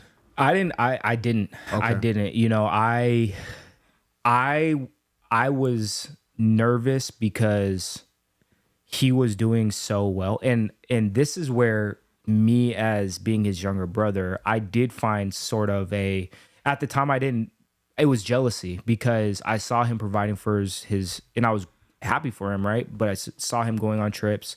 He was able to do things you weren't. He was able to do things and live a life that I wasn't able to. And but he was also making decisions you weren't. Absolutely. But that's how it was with my dad. Yeah. NFL. My sister, music. My brother owning his own thing, and being able to, and it wasn't so much the things that, you know, they would buy, but it was just I could see the confidence exude in him of, I'm taking care of my family. Heck yeah. And that's what I was jealous over, was, man, I feel like I'm not being a man, right? Yeah. It wasn't the items, it was the confidence, where I was like, I want that. So 2 weeks later, I quit my job. I call him and let's go. I was like, hey bro, I quit my job, let's go. He was like, oh shit, I didn't think you was actually he's like, I'm not ready for you. He's like, damn, I gotta switch some stuff around. And I'm like, I'm ready to go, I'm ready to learn. So I jump in with him. I don't tell anybody for 4 or 5 months. I just went silent. And I was like, all right, I'm gonna go into this. You just tell me, let me know. $20 an hour. I took all of my life savings. It was $17,000 and $600 at the time. Took all my savings, and I said, I made a promise to myself. I said, the savings that I have today, I can never go lower than that. Yeah. I can never go Dude, lower what than was your that. wife thinking at this time? She was happy. Okay, because you were happy. You were becoming happy. Because she knew that I needed to be out and I needed to do something. Bro, you were back in a North Dakota experience. Exactly. That's to a T. I'm at a point in my life where I'm not having a sense of fulfillment. Yeah. And I'm not finding joyfulness in the works that I'm creating. Yeah. And I had to go see a psychiatrist, had to go see a therapist, had to get on. There were other factors too. And like you said, you know, sometimes God will put certain things, certain people in your life to help you. And I'm a big proponent of, you know, the psychiatrist that I ended up using and having to be on medication that I've been on for 4 years. That has definitely helped a part of my growth in what I've been able to accomplish. But as I was going through that period of time, she just wanted to make sure that I was okay, because there were certain points where she didn't know if she was going to wake up to me being alive or whatnot. Yeah. And she was exposed to a lot of things you did. Exactly. Yeah. She knows what you're capable of. Exactly. And so she, during that period of time, was just grateful that I was connecting back with my brother and having somebody that could mentor me. Yeah. Because as me growing up, I've always had the yearning to make people proud. And I don't do things for everybody else and be like, I'm only doing this for this person over here. But truly, there's been men in my family that, you know, expect a standard, right? And that's how my grandfather was. That's how my stepdad was. That's how my dad was. That's how my brother is. And so getting into this, I knew that there was a standard that I had to set with my family, but also, like, I want to make this dude proud. Like, I want to jump. I don't want to just ride a coattail. I want to jump in and I want to be everything that he thinks I can be. Yeah. So I jumped in with him. We ended up growing the company tremendously. He had already set the standard, so I was jumping in with something that he had already. He basically fast tracked me into landscaping and hardscape. He did a lot of the heavy lifting of going through a lot of trials and tribulations before I even got there. So there's a lot of things that I didn't have to deal with. And I jumped in with the marketing background. So I was like, sales, okay, I'll learn how to do all the other stuff later. So for 3 or 4 years, we grew the company and did amazing numbers and had a lot of success. And, you know, which led to us being so busy that we ended up started being on different jobs, and, you know, I was going this way, he was going this way, and time went in between or whatnot. And so now what he does is he owns, and it's all love, but he owns a cabinet or interior and exterior company. So he does like full suite, like high end Scottsdale houses and Nice. and all of that. And then for myself, I've just stayed within doing like mid to high level projects, because hardscape, landscaping, and exteriors is just the vertical lane that I want to stay within. Yeah, no, like specialize. It's good. I just want to, because I've only been in it for 4 years, and I've seen how much I've been able to grow over 4 years of learning and building. But so did you start with him 4 years ago, or was it 4 years prior to that? No, I started with my brother 4 years ago. Okay. I started working with him. We had one company, and then we changed the name. And then from there, now we just do our own thing. You know, I'm staying here vertical with just the hardscape, and then he has like a full suite, like he's full office construction, front, everything. full construction, interior, exterior. Yeah, he's just growing. He's been doing it a lot longer. Oh yeah. So, And to that point, like, everybody grows differently, right? Like, how he's doing it works very, very good, very, very well for him, and same thing for me. And just like you have this office front and, you know, employees, and you've been in it for 25 years. So the growth that you've been able to do is probably a little bit different than some of the younger cats that are coming in and finding a different way of how they want to run their business. Yeah. And you got to do what's comfortable for you. Like, you don't want to compare yourself. You know, we grew really big. I'm still pretty big, but I was like twice the size. And, you know, so you got to figure out what it is you want. I tell people, like, well, you got to figure it out. Do you want to manage 10 people, 20, or you want to manage 100, 200? It's a whole different level, right? But I also believe and I say this a lot, is God will give us only what we can handle, right? We think we're getting more. It's not from God, because God knows what we need, what we want, what we can handle. He doesn't want us to fail. So I believe, like, God will give us what we can handle. So if you want to handle more, okay, well, I got to do more. I got to be trusted. God's got to be able to trust me with what he's given me, because we're all stewards of the wealth and the people and everything we have that we're managing. You know what I mean? Absolutely. I just had a conversation with him about this as well, because for 15, 16 years, ever since I was in high school, he would say to me, "Hey, bro, I feel like I'm about to hit the jackpot, man. I really do. Like, it's coming. It's coming." And he would have these smaller successes. Well, what he's doing now, I just had a conversation with him. He's like, "Bro, you know, I really feel like I hit the jackpot with this." And it was comforting for me to know that for our relationship, it's our brotherhood before business. Yeah. You know, like, we have a lot of love for each other, and, you know, my emotions are different, right? So he's a very rigid type of guy, but he knows with his younger brother, he has to be a little bit more soft, because I'm a little bit more emotional, right? But I went to him, I said, "You don't know how good it feels to know that you feel like you're doing, and now you did, and you're going into he's 41, so he's 9 years older than me, but that you have that sense of accomplishment." But also to know that if it wasn't for him, I would not be where I'm at today. The way, and I say this, the way that I have the confidence of taking care of my family, and knowing that every day as a business owner, your back is against the wall. Yeah. Every single day, because you can't rely to wait on a paycheck, right?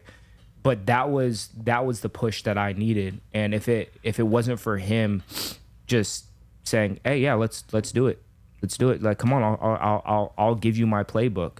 If it wasn't for that, I don't know where I'd be right now. Yeah. You know, I said this, and I've told him all the time, but he was the one who kind of, after my grandfather and my stepdad passed away, and it was a couple years, so they passed away in 2019. Those were the guys that I was really trying to make proud, because they were the men that were physically here in my life, that lived close by. And my dad was in San Diego, so that's why I say, like, me and my dad have a great relationship. But I'm talking about the physicality of, like, going to my grandparents' house, seeing my grandpa, having those sitting conversations. I mean, they got you in school. Right. So after they passed away, I had a period of time where I was really figuring out, like, who am I supposed to make proud? Like, like, I have my relationship with my Heavenly Father, but I just got super depressed, started, lost a whole bunch of weight, sleeping, and it really, really hurt me. And at that same time, working in the office didn't help either. So I was super depressed, just not in a good space. And like I said before, is every season of my life, I've had a coach, a mentor, or an advisor come in for a short period of time, or there to stay. So when me and my brother started to rekindle our relationship and started doing landscaping together, that's where I found comfort, knowing, okay, this person at some point during our relationship has some sort of dependency on me to show up. Yeah. To show up, show out, and do something and be teachable. And that's ultimately what led to the success that I had, was just being able to be influenced by somebody who had already kind of set a pathway. Yeah, you can lean on him, and I can lean on him, and that he can lean on me, and yeah. And we, you know what, I'm glad you said that, like, about making someone proud, because everyone always says, like, oh, I don't care what no one thinks. That's not true. Mm-mm. Because you wouldn't get dressed and do your hair and get a haircut and be fly or whatever you call it today, whatever you guys call it. I don't know what the words are, but like that's not true. The Riz, I don't know. Is that what it's called? I don't know. But like we want to make people proud, especially close to us. You know what I mean? Mm-hmm.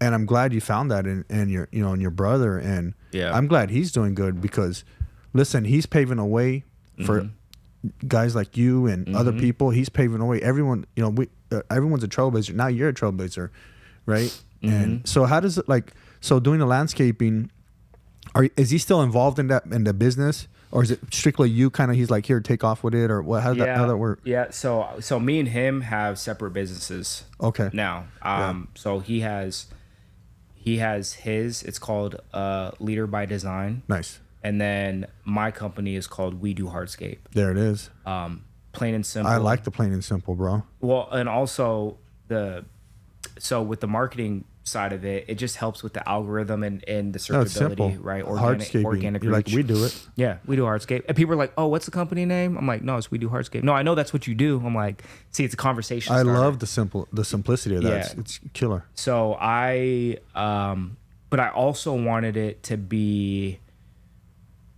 marketable, where if I stepped out, it wasn't. If I stepped out, it could still be marketable. Yeah. Right. Yeah. Like I have. So my Instagram. And you own the domain, the email, the domain. Yes. That we do. That's a good one. Yeah. Yeah. So that's what I've kind of looked at. But my personal branding, right, is PJ the Landscaper. Yeah. So that's where you see a bunch of my stuff. I haven't built out We Do Hardscape just yet, because I'm trying to be methodical about how I do things.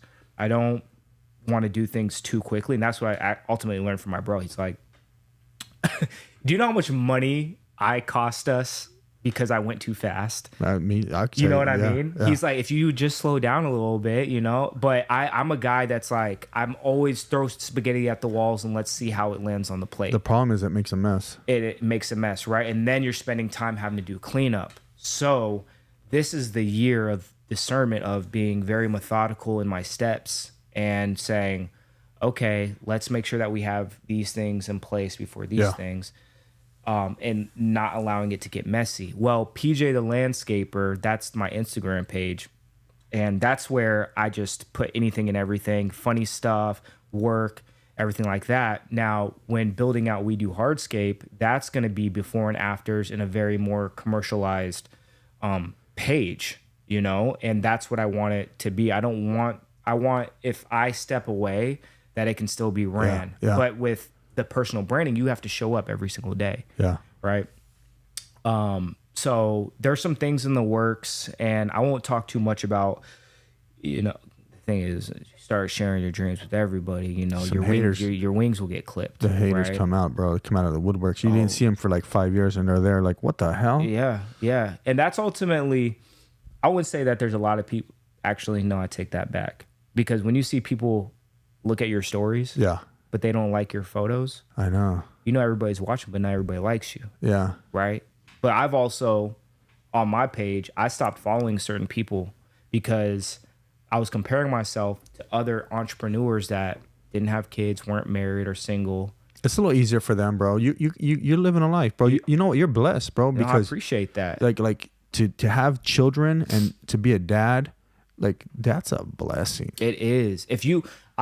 Listen, it doesn't matter if you're the best or not. That's a blessing. If you can have kids and you don't have kids, there's something wrong with you. Have kids. I'm telling you, at least two. Don't have one because they come out kind of weird. And, you know, I love having my children. 2, 3 kids. 2 is easy. Like three is cool. 3 is kind of like 3's pushing it. 3's like having 15. I got a few. You know. How many do you have? I got 4 at home. Okay. Yeah. So it's crazy, but it gives you, for me personally, it makes it so much fun, because if I have a 10-year-old, to communicate with her, I have to be 10. Yeah. If I have a 6-year-old, I have to be 6. Now, this is where it gets fun. If I have a 1-year-old, you're like Google my Gaga. wife can't come to me and say I'm being immature. No. You're allowed to be at that moment. Exactly. Yeah. But it keeps me youthful. It keeps me on my feet. Yeah, sometimes you can get stressed out or whatnot. But the reason I can't look at people who are single and don't have the same responsibilities that I do and say, man, look how they're doing it. Because I know that everybody has their struggle. And I've seen some guys on this podcast that don't have kids, that are family oriented, but their success looks completely different in how they're running things. Yeah, it's harder. I think it's more satisfying because everything's about legacy, bro. Mm-hmm. Like your legacy will live on. Mm-hmm. You know what I mean? Mm-hmm. Like, and the things your children will see everything you're doing, good or bad. There's a saying, more is caught than taught. Mm-hmm. They'll see it first, right? Mm-hmm. Obviously, you want to teach them, but the legacy lives on, and that's what for me. And I think everyone, I'm not going to say you should think this way, but for me, the way I think is everything I do is about legacy. This is about my great-grandchildren, like the song, The Blessing, and my children's children mm-hmm. and their children. Like, that's what it's about. It's not like, that's why I'm like, people should become parents. So say you can't have a kid, okay, go adopt someone mm-hmm. or however that looks, right? Mm-hmm. But like, it's our job to leave a legacy and to keep maybe the name changes, but the legacy remains. Absolutely. You know what I mean? And everything I'm doing in my life right now, bro, is all about legacy. The way I'm setting up my trusts, my businesses, everything mm-hmm. is about legacy, and that's what I'm learning about that. Mm-hmm. But I'm so glad that's major. And the kids get to see it. Maybe dad's gone working, but they know where dad's at. Mm-hmm. Dad's not messing around. Mm-hmm. Dad's working. Dad's doing it.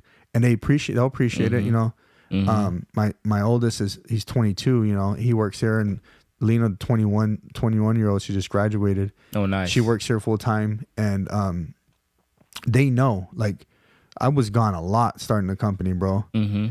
And I had to sacrifice certain things, but they know, I work my ass off. That way we can have a better life, mm-hmm. Because the alternate is not so good. Mm-hmm. You know what I mean? And so, like you said, comparing yourself to other entrepreneurs, it's like, well, is this apples for apples? And it's not, right? Mm-hmm. It's kind of like a fight, pound for pound. You got to start at the same. First, they look at you at the same weight class. Can this guy beat this guy at the same weight class? And so, can a guy beat you that has 3 kids mm-hmm. and stay married? And you know what I mean? Mm-hmm. And that's where it changes. That's where everything changes in life. It's like, I can't compare myself to what they're doing. Mm-hmm. They can fly around the road. That's cool. Good for you. Cool. I can't do that. It's expensive for me to travel the road. There's 6 of us. Anytime I go anywhere, we can't go get a small room. Oh, I have to get a massive suite, 2-bedroom suite, rent a big old house. It's insane. Right? It's ridiculous. Like the couch that I had to get, because we're moving right now, but the couch that I get this year compared to the couch that I had to get 3 years ago. Yeah. It's like another level, right? It's like double the price. Yeah. And granted, and let me ask you this question. So now being in your career, what you're doing, building your business, was there a moment in time when the time that you spent at home, you felt like it wasn't enough quality hanging out with your kids because your mind was always running and racing on the business? Yeah. So, yeah, bro. The truth, I can't sit here and lie like some people, right? Mm. The truth is when you're an entrepreneur, you dream about that business. Mm-hmm. The business becomes your baby.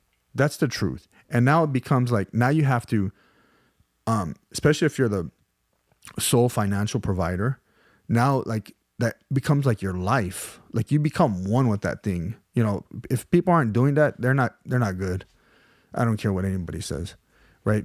It's very hard to be at home, and especially starting out a business. And I've been in business 15 years now, so it's gotten a little better for me, a little easier. But it's hard to be at home and not think about work. Not think about I got to go sell this job. Man, mm-hmm. I got to make $1,500. Mm-hmm. I got to pay this dude. I got to buy this piece of equipment. I do it right now. Yeah. like last night we're setting up the new podcast room. That's work for me, right? And I'm on the phone last night ordering everything. Boom, boom, chairs, this, that, and and I wasn't present at home, even though I was there. And that's hard. But again, I think there's an understanding with my family, and there's probably an understanding with yours is. So don't feel like you're like it's bad, right? It's part of the process. It's hard. People say like when you're at home, be at home. It's hard. It's hard to put your phone down when you get home and not think about it, especially when you got guys calling, right? You got to set up a schedule for the next day. You got customers calling. You're in, you're in a landscaping world. My drippers aren't working. My timer's off, and this dude's like, I can't make it in at 5. I'll be there at 9, or they start in the morning. It's 5 in the morning. The blower's broken. Yep. And you're trying to enjoy your morning, and boom, it changes real quick. Well, and it gets worse when you're not attentive, and find a solution quickly. Yeah. Because then they just build up. Yeah. Right. So, to your point, I'll be at home. And my kids, they do say, Dad, you're on your phone too much. Yeah. And then I try. I'm like, okay, well, there's a season for it's very seasonal too. So especially with landscaping, it's a high season right now. So kids know Dad's working, Dad's doing this, Dad's doing that, but that's also to benefit so that we can do this, we can do this, we can do this, and then take time off. But actually go back to work being refreshed. It's like I always think to myself, would I rather work 25 hours a day and 8 days a week and consistently be working on myself and not letting up and actually having a good time? Or would I like to work 9 to 5 and then just completely shut off, be home, but then go to something that I hate? And it's like, I'd much rather just work all the time. I love work. It's not even work. I thoroughly enjoy it because it's a rush for me. Yeah.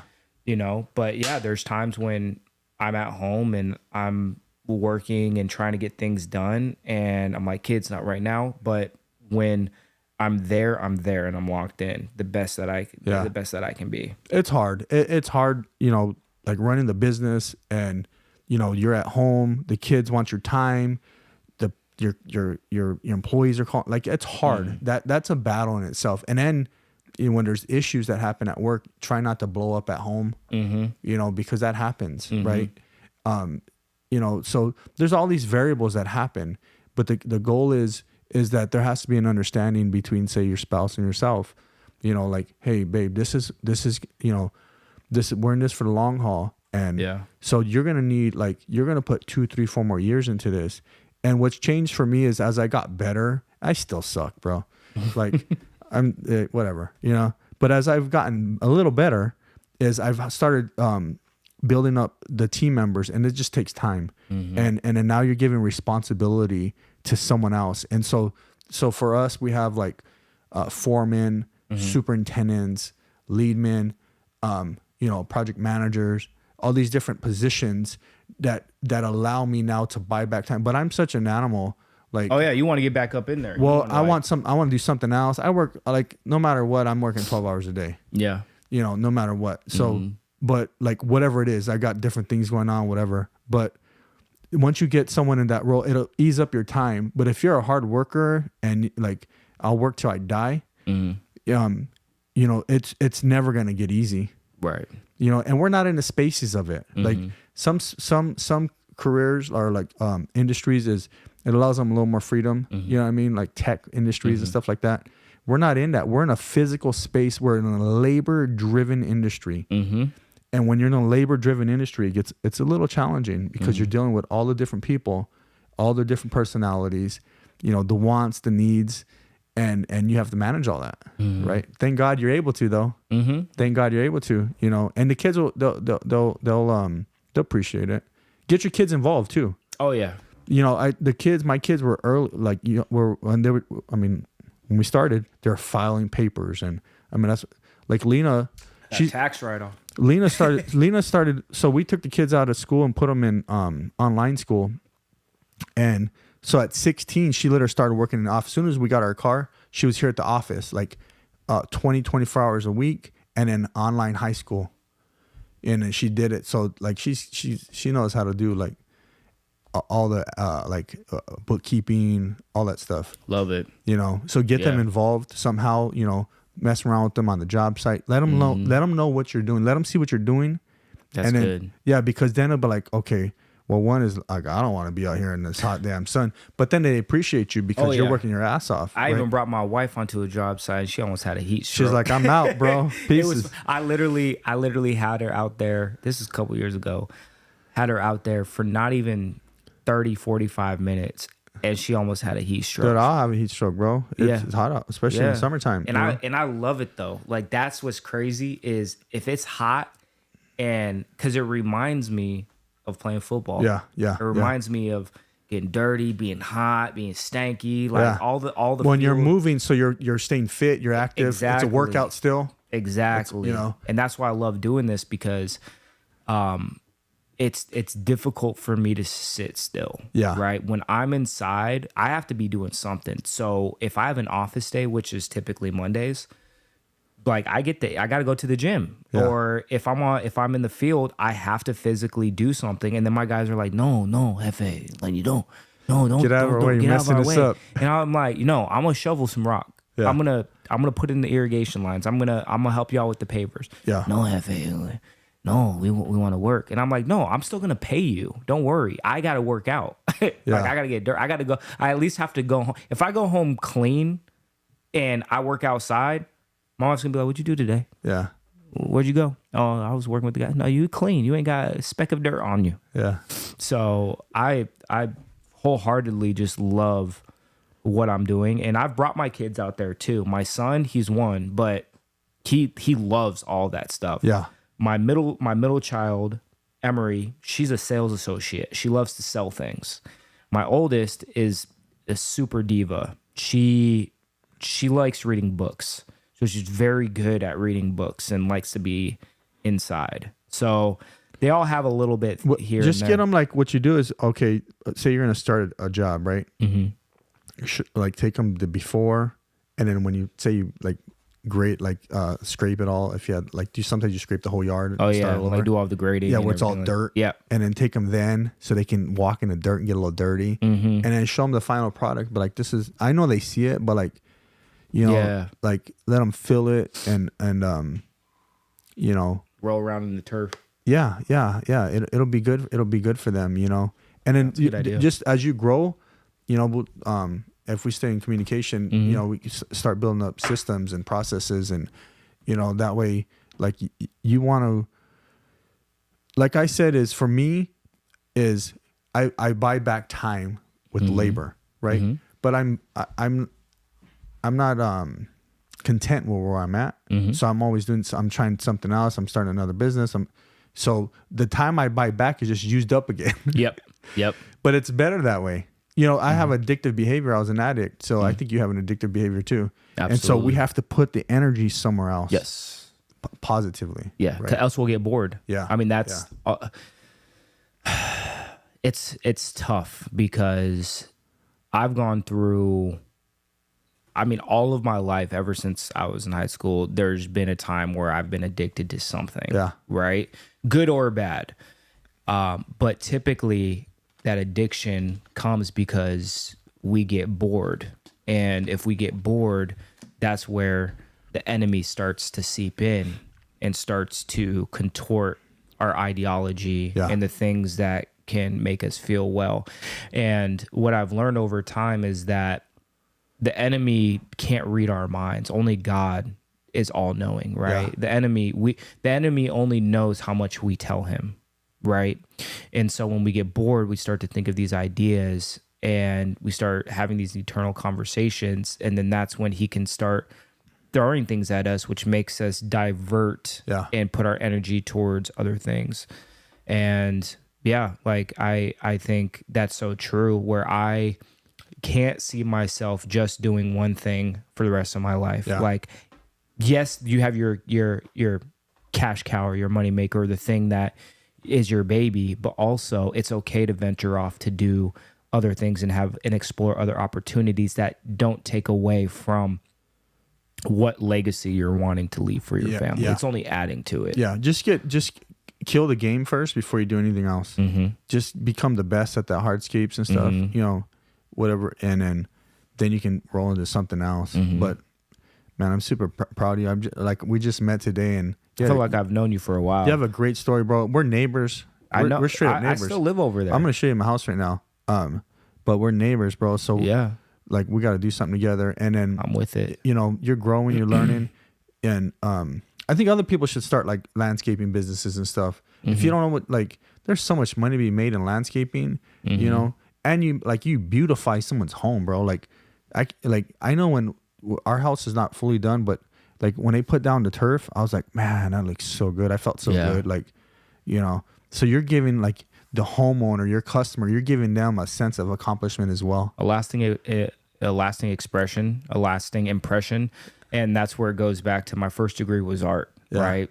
15, however long ago it was. But now I have the opportunity to take art and do that, to design, to 3D renderings, to do renderings. And then even with bidding, it's still colorful because with landscaping, it's very gray as far as, you know, how much things are and how you can work deals. Well, you got to be super creative for the space. You do. And for me, yes, a part of me is like very, very strict on like the numbers are the numbers, right? Can't go lower than this. But also I like being able to help people. And you're the same way. So if I can take somebody and they say, all right, this is my budget, I'm going to do everything possible to work within those numbers. And if we can reach an agreement, it's a partnership between you and the homeowner, right? If you're paying me to do something, that means I'm working for you, right? As much as you choose me as the person who's going to do the installation, I'm choosing you as my client. So it has to be mutually beneficial. And if I can work something, I don't have to make all the money in the world, but at least I'm still able. Look, I've been blessed. I get to take care of my family. I got 3 kids. I got a car. I got a house. How can I bless this person? What do they need ultimately as well? If I can work something else to shave off a little bit, or I can get out there and do something myself, then I'm going to do that, you know? And that's how I kind of want to build things, is knowing, okay, we're in turbulent times. Fine. But everybody has money somehow, some way. If you're reaching out to get a job done, that means that you have a certain amount and you have, you know, a certain budget in mind. My goal is not to burn your money out of your pockets. My goal and what I'm trying to do is to make sure that when you look at your project, you're looking at it as like, man, this was a great investment, not damn, that's a huge expense, and damn, now I can't provide for my family. You know, like, let's make it work out. You know, but and then there's some jobs where I'm like, it's not going to work because it's too low. Right. So that's just how I roll. I love it. So PJ, where can everybody follow you? So I have my main page on Instagram is PJ the Landscaper. Very, very simple. PJ the Landscaper. But you could search PJ Sparks. I should pop up on there. And then all of my handles are pretty much the same across all platforms. But Instagram is what I'm really hitting on right now. And then, I mean, I have YouTube. I have all of those things. But this is where I'm finding the most organic reach, engagement, and traffic with how we're doing things organically. If you guys want the master at hardscapes, this guy's killing it. Don't laugh, bro. We're speaking into existence. That sounds like a class, master of hardscapes. Right. If you need your backyard done, your front yard done, call this dude. DM him. If you can't get a hold of him, DM me. I'll get a hold of him. He's done some great stuff, and he's just going to keep doing it. I appreciate you coming on the show, bro. Absolutely, man. Thank you. One last thing. Give a nugget to the audience, that young listener. Man, if you're trying to do it yourself, it's going to be almost impossible. The first thing that I'll say is nobody in this world is self-made. Everybody has learned something, been taught something, has gotten a nugget from somebody else that has catapulted them into the next level. So with that being said, find a mentor, find a good advisor, somebody that you can listen to, somebody that has been there before you and that has time underneath his belt, and learn from that person so that can fast track you to the next step. Ooh, there it is. Learn from someone else. Don't make the mistakes that someone else already did. Be blessed.